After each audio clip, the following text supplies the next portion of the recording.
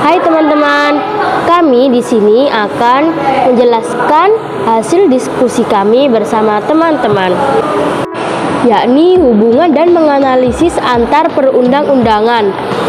Hubungan antar perundang-undangan. Pembentukan peraturan perundang-undangan adalah pembuatan peraturan perundang-undangan yang mencakup tahapan perencanaan, penyusunan, pembahasan, pengesahan, atau penetapan. Sinkronisasi peraturan perundang-undangan. Sinkronisasi peraturan perundang-undangan adalah penyelarasan dan penyerasian berbagai peraturan perundang-undangan yang terkait dengan peraturan perundang-undangan yang telah ada dengan aturan yang sedang disusun yang mengatur suatu bidang tertentu.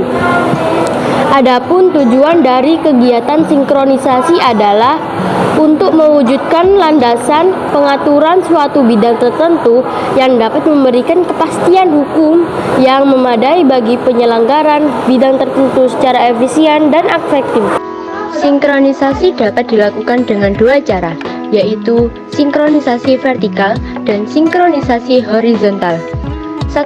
Sinkronisasi vertikal adalah sinkronisasi peraturan perundang-undangan dengan peraturan perundang-undangan lain dalam hierarki yang berbeda. 2. Sinkronisasi horizontal. Sinkronisasi horizontal adalah sinkronisasi peraturan perundang-undangan lain dalam hierarki yang sama. Harmonisasi peraturan perundang-undangan. Harmonisasi peraturan perundang-undangan dapat diartikan sebagai suatu proses penyelarasan atau penyelesaian peraturan perundang-undang yang hendak atau sedang disusun. Harmonisasi memiliki fungsi, yaitu untuk mencegah dan mengatasi terjadinya disharmoni hukum. L.M. Kandi mengemukakan penyebab disharmoni. A. Pertentangan antara undang-undang dengan peraturan pelaksanaan. B. Perbedaan antara kebijakan pemerintah pusat dan daerah. C. Perbedaan antara ketentuan hukum dan rumusan pengertian tertentu. 3. Harmonisasi dan sinkronisasi peraturan perundang-undangan. Dalam pembentukan suatu produk hukum, terdapat berbagai hal yang perlu diperhatikan. Di antaranya, 1.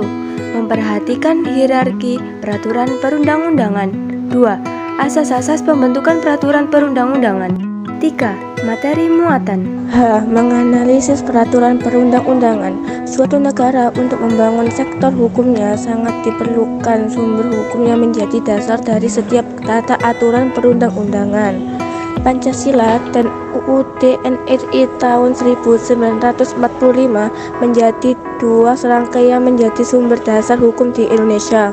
Dan suatu peraturan perundang-undang tidak akan diberlakukan apabila bertentangan dengan Pancasila dan UUD NRI tahun 1945.